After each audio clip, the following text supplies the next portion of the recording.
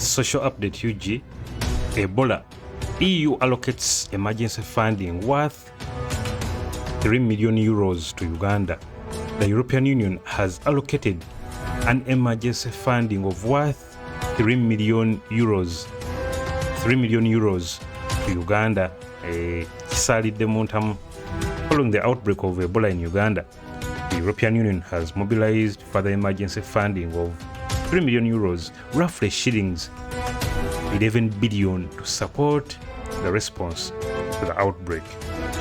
According to a statement from the EU, part of this funding, 1.5 million euros, will support the World Health Organization in its coordination and surveillance activities, safe and dignified burials, as well as logistics and follow-up and care of survivors. Akati nukamba bulire Uganda temusobola kweyita independent country ng'emufunaka oil nemwagala okukasima amafuta nemwagala okugasima.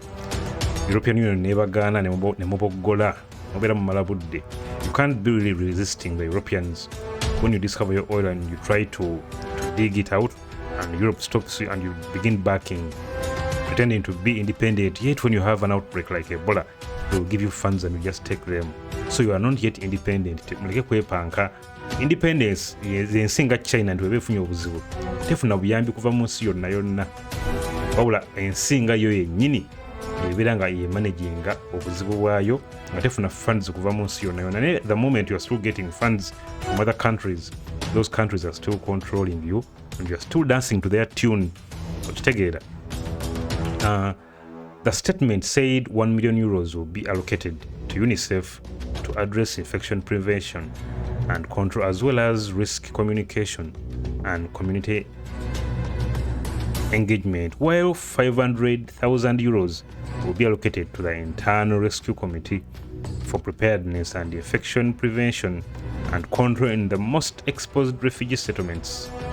Together, we are exploring all available options for providing additional support in responding to the Ebola outbreak, stressed Commissioner for Crisis Management, Janez Lenasis. The EU has already allocated 200,000 euros to the Uganda Red Cross Society to support its activities on coordination, surveillance, with contact tracing, risk communication, community engagement, and safe and dignified burials. Together. And an additional 100,000 euros was allocated to the Kenya Red Cross to support its preparations in the at-risk locations in view of possible cases in Kenya, and 50,000 euros to help the Red Cross prepare in South Sudan. As of 2019, October 2022, in Uganda there had been 64 confirmed cases of the Ebola virus Sudan strain, with up to 25 confirmed deaths, including 4 health workers. There is no known vaccine for the strain, this current strain, the Sudan strain. Nenga kyemanyi ba ministers ne government yegamba nti kisaliddemu ntamu akasente tukafunye kyekiddako ebyo nno munnange naye nga temuyita independent nga bakyabawa funds okurun such outbreak. You can't call yourself independent. That is it. Don't forget to subscribe and hit that bell button. Peace.